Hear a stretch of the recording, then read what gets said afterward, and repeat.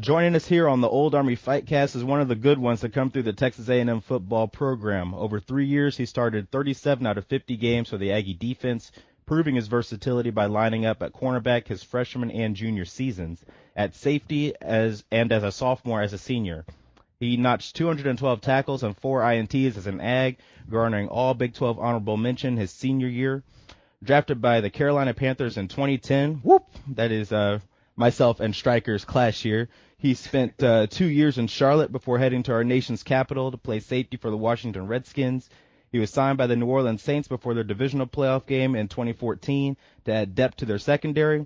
Currently a free agent, he is also a personality for Texags Radio and an Aggie Game Day analyst with KBTX. It is our pleasure to welcome former Texas A&M football player Mr. Jordan Pugh to the show. How are you doing these days, brother? Doing good, man. Just living life right now, man. How you guys doing?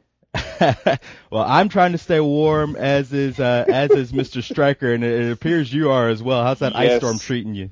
Yes, man. It's a little unfair. It's fighting unfair right now, man. But I'm trying to win the battle. You know, I got the heater on, the blankets all over the place, so I think I'm doing pretty good right now. Well, my wife, Aggie Bell on Aggie board, she has this Zumba song that she plays. One of the lines goes, "Stay in the fight to the final round." So don't let the black ice win, man. Man, it's a 12-round bout, so we're going at it right now. Well, you are the absolute first former player that we've interviewed on the Old Army FightCast, and that's actually a big deal because, as you're no doubt aware, my little brother was actually a former player as well, and even he couldn't get an invite to the show first. So how does it feel being a part of history? Well, with that information at hand, it feels great to know that you knocked out the little brother. Huh? No, it feels good to be a part of it, man. You know how the Aggie Network goes, man. It's a tight network, and I'll do anything I can to help anyone out. So it feels great to be a part of what you guys got going on. And we appreciate having you on the show. It feels awesome to have one of the great defensive players on our team to come on to the show and talk with us a little bit. Right. Well, yeah, it feels good, man. It feels good. And I'm excited to be with you guys, man, and get this thing going.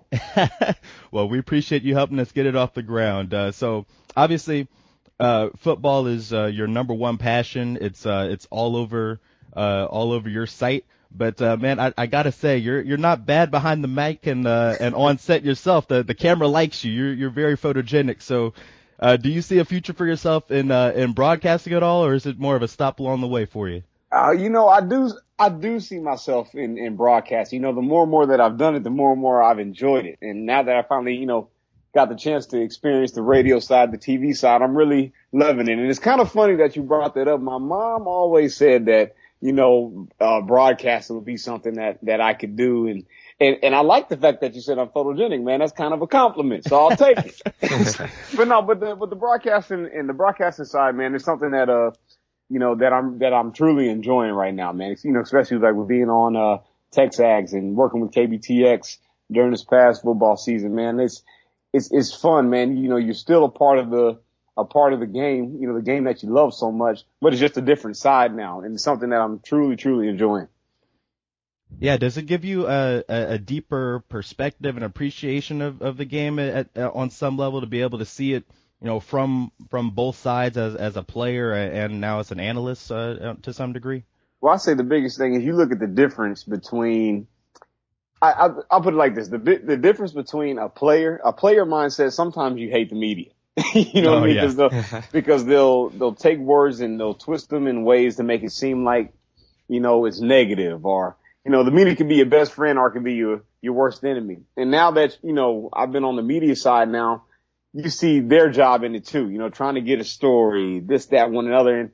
And, you see both sides and you kind of respect both levels now. You respect the player, you respect the game because, you're around it, but you also respect the media side now because the work that it takes to get stories out. So it's kind of, it's best of both worlds for me, being a former player and, at A&M and also being, a current player right now in the NFL. You see how both sides work. So, I'm really enjoying it. Yeah, that is awesome. And, like I said, you do a great job, and it always seems like the the better analysts or for me personally, my favorite analysts, whether I'm watching basketball or football or whatever sport, are those ones that have actually played the game themselves, and it gives you just that extra layer of expertise and credibility, and it's such a unique window into the psyche of the game and the way things flow, and that to me it just adds so much more richness to the experience, because honestly I can sit here and talk about football until the cows come home, but my closest brush with a college football field is either doing boot line or playing striker in NCAA 14. So. Right, exactly, man. And it's just it's something that we lived it. You know, the guys who played and now doing the broadcasting side, you live what those guys are going through. So you get what they're trying to say. You get what they're trying to do in games, and you see what plays and formations may be. So it's just a different viewpoint. Absolutely. Well, Striker, what you got for Mr. Pugh today? Mr. Pugh. I don't know if you like being called that. Man, you just call me Jordan, man. I get my manners from Trey over there. Right. But you've been able to witness the transformation of Kyle Field over the past couple of seasons. With its final form on the horizon, does it still feel like your house, or does it feel different to you as a former player?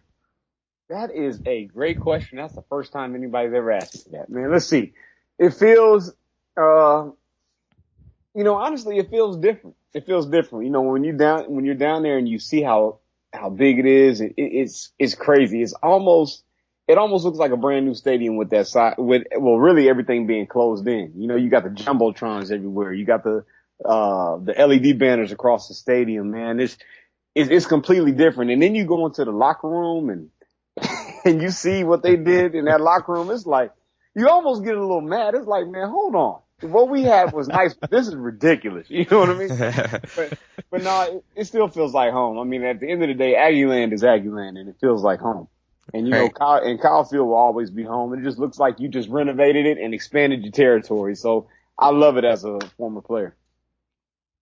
And awesome. that is freaking awesome. Like I have not had a chance myself to go down for a game since I started the renovations. Actually, my last full game was when I was a student back in 2010. So I got a chance to visit last year during the off season and see some of the construction. But I'm really excited to get down there again and see it in its final form, like Stryker was saying here this upcoming football season. But for you, what was your favorite game as a player while you were in the maroon and white, and what player of yours from your collegiate career sticks out the most to you? Ooh, my favorite game, man. Ooh, let's see here. There's a lot of them, man, I could choose from. Let's see. I have to say, well, one is my sophomore year when we played Oklahoma State, and we were down 17-0 at halftime against Oklahoma State. Mm-hmm. And I remember we came back and won that game 24-17. And, it was one of the wildest games that I ever played in. And I remember I had a games, and as far as a play, man, I had a game-saving pass breakup on Brandon Pettigrew right at the end of the game when they tried to get that last second touchdown to win the game. I broke it up.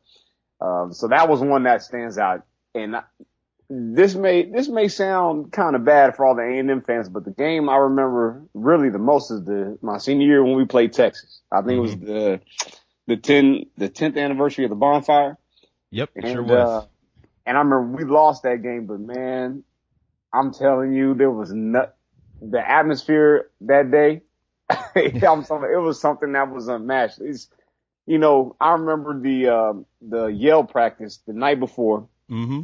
And I remember Coach came up to me and Gerard. We watched the movie over the 10-year anniversary of the bonfire before we went out and talked to the crowd that was there.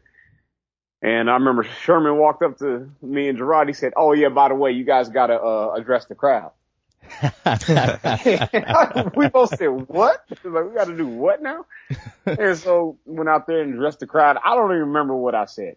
I honestly, if you asked me what I said, I would look at you with a blank face because I have no idea. But I just remember after I said what I said, and I remember the whole crowd erupted. We got back to the hotel that night. It was me, Gerard, like Danny Baker. We all sat down at a table and we were like, man, we're going to win this game.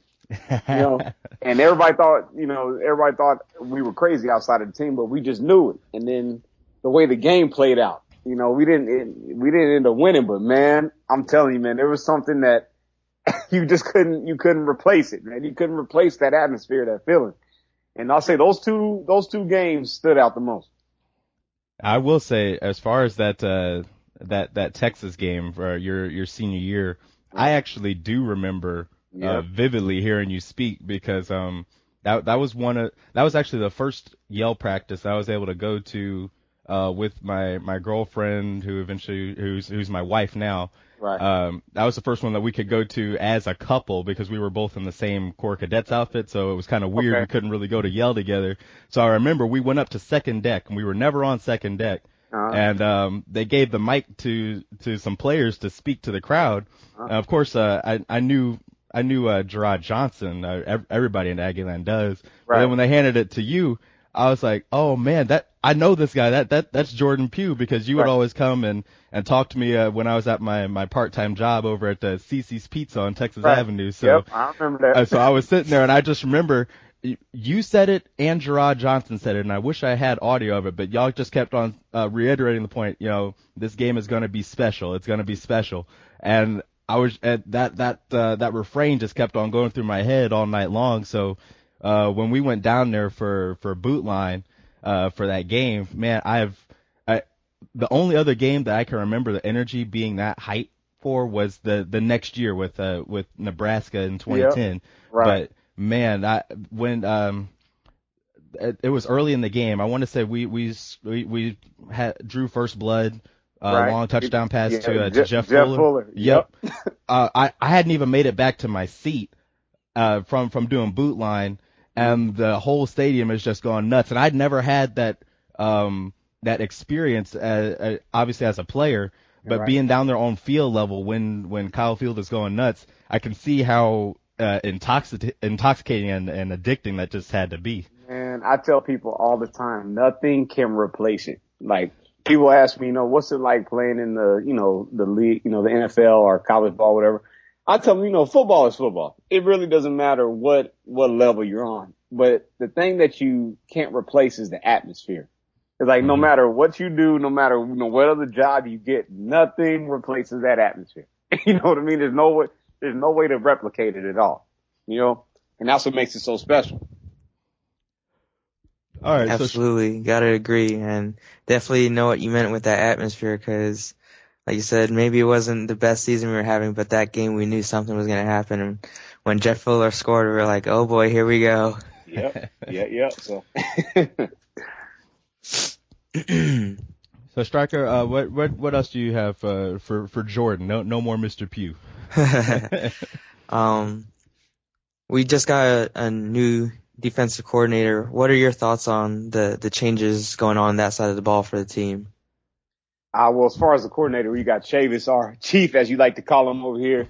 I think it's one of the biggest upgrades that we could have got. So you look at when you look at A&M, the biggest thing that you're going to get points scored. With Sumlin at the helm and the way the offense runs, you're going to score points just based off the system alone. So that's going to happen first off. So what we need is somebody to come here and keep people from scoring games. You look at last season, man, that was our biggest problem. That was our Achilles heel, was stopping people, especially in the run. If you can control the run, you can really control the pass, because you dictate to the offense what they have to do. So, with Chief coming in and taking over the defense, man, he loves edge rushers, people who get up the field and take control of the game. And I think, man, the biggest thing that he brings is he brings a different dynamic each and every week to the defense. So when you watch LSU play, LSU can adjust to any team that they play. So say they play Alabama, for example, a team that likes to run the ball, known for the pounding ground. He can adjust his defense to stop that type of offense. When he played us, Texas A&M, for example, we had the Manziels out there, running around. He's able to adjust his packages to the type of players that he's going against on that offensive side of the ball. So I think that's the biggest thing that he brings. And you look at it, the athletes are there at A&M. You know, everybody talks about you just want to be a top 50 defense. I'm like, scratch that. We're top 10 because you look at a young front seven that we have. You had a young secondary, man. All they're going to do is grow. I expect a top 10 defense, especially when you got a coordinator like Chavis coming in. I see. Now hearing you talk about that, that's got me excited because I've been trying not to sip the Kool-Aid too much on the boards because obviously getting Chavis to Aggieland was a huge coup for us. Right. But like you said, you make some great points about how young the defense in particular truly is, and I think Chavis catching them at this point in their development is only going to accelerate their learning curve. And all that I want personally as a fan is some marginal improvement because, like you said, A&M usually doesn't have any problems scoring points, especially under Coach Sumlin. So if we can have somebody who will take what we have on defense right now and improve them to top 50 or top 10, like you're saying, we could be talking about big things in Aggieland soon, don't you think? Oh, exactly. Man, the thing about it is we were young last year, you know, and maybe this is just me, but I hate it when people say, well, this is a rebuilding and man, forget that. You know what I mean? Like the talent is there. And the thing about defense is a want to, you know what I mean? But it takes all 11 guys to have a top 10 type defense, you know, it's about defeating blocks. It's also about learning and understanding what you're doing. And when you have freshmen, all those freshmen, sophomores playing that early, you get what freshmen and sophomores give you. You're going to get big plays, but you're also going to give up big plays as well. Mm-hmm. That's a maturation process. So now you already had them go through that in this past season. Then Chavis comes in, he implements his defense. You got mature guys who've been in the system now. Man, this should be something that should take off. Yeah, that's something that we are all excited to see. And I mean, if you're a football fan, you're excited, period, about seeing any sort of improvement on the defensive side of the ball. So I honestly can't wait for spring football and then fall to roll around. But before we even get to talking about the rest of the season, you got to tell us all about this pushing upward, going higher thing you got going on, man. Because I want to know what the inspiration was behind the slogan because I'm slow. So when I saw pushing upward, going higher, I was like, you know what? That's a really cool slogan. I like how that hits my ear. And then I started thinking about it. I was like, that's an acronym, isn't it? And I was like, you are slow as heck. I am so glad you know how many times I have to explain that, like, hey, look, my last name is Pugh, P-U-G-H. You know, it's an acronym. No, this is how we came up with the pushing up or going higher. When I was coming up, you know, I was formulating my business. You know, I go out and I do motivational, inspirational speaking. And so I'm coming up with a tagline and I'm coming up with something. I was trying to come up with something that can stick with people, but not only stick with people, but something that people can use on a daily basis. You know, at the end of the day, in everything that you do and everything that you're striving for, you're trying to be the best at it. You know what I mean? You're trying to reach your goal. You're trying to reach your dream. And the acronym pushing up or going higher, it embodies that. So whatever you're trying to do, man, you're trying to push for greatness. You know, you're trying to go higher in whatever field it may be, whether it's on your job or whether it's in an athletic realm or whatever it may be. You're trying to be at the top, and that's where pushing upward, going higher comes in. You know, it's something that is a statement. It's something that you can live by. It's a lifestyle that you can create for yourself, and that's why I love the tagline. And that's how I came up with it. And that is terrific. What do you think is the biggest or the proudest accomplishment that you've had with pushing up or going higher so far, and where do you see it headed in the future? I'll say the biggest thing, man, that I love doing with it is I give away an award to my high school every year. So I say back in January 24th, I gave away my 4th annual Jordan Pugh Pushing Upward Going Higher Award and scholarship to my high school. And so I give this scholarship to a player on the football team, that, you know, doesn't get all the accolades that everybody else gets. You know what I mean? He's an integral part of the team, but he doesn't get the recognition, you know, in the newspapers, the media, whatever it may be. You know, he just kind of flies under the radar, and I wanted that guy to be recognized. when I give that award, man, it's three criteria that I give. It's, athletic passion for himself and his team. It's a community purpose. And it's also academic performance. He has to have those three things, in line in order to be considered for it. And so I think that is my biggest accomplishment as, using the pushing up or going higher mantra, because, I want people to elevate their thinking. I want them to elevate in everything that they do. And I want to be along the ride in your journey as you do that. And so I think that's the biggest achievement. And as far as like future endeavors that I have, I see this really being something that can be a nationwide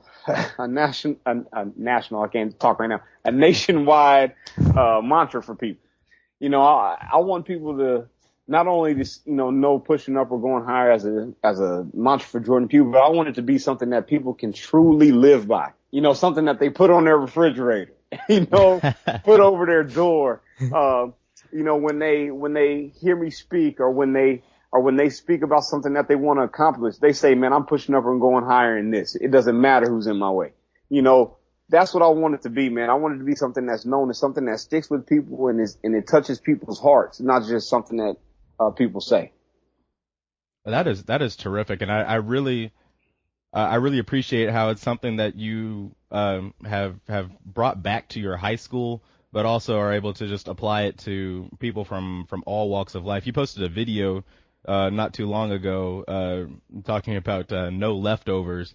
And, man, that video was only about 2 minutes long, and it's just you speaking. But, man, alive, that had me ready to go out and run some stadium steps or something. So you truly do have a gift, and wish you all the best with pushing up or going higher. I see great things in the future for it as well.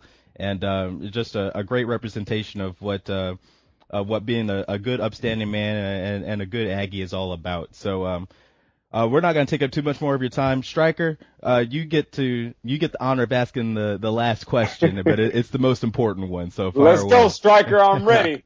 All right. So, what does being an Aggie mean to you? Ooh, what does being an Aggie mean to me? That is a wonderful question. All right. This is what Aggie means to me. Aggie is, being an Aggie to me is one of the most important things to me. When I was down at A&M, I learned and I grew in my maturation process down there. I learned how to become a man. And so the connections that you make down there, the way you learn how to live your life and the honor, the code that comes with being an Aggie, man, is something that you can't replace, and it's something that I truly treasure. So, when I look at Texas A&M and I look at being an Aggie, man, it's something that's more than just being an alumni of a school. It's something more than just being a former athlete of a school. It's truly a connection that's made down there, and it's something that sticks with you forever, and it's a heart connection. And so, when you see Aggies come together, when you see, when you see your school out there and you see the pride that's within Aggie Nation, it's something that is truly, truly deep. People may think it's a cult because people don't understand what it's truly about, and that's what you love about being an Aggie. Oh, man, I you know what? We've actually kind of taken that word cult and run with it right.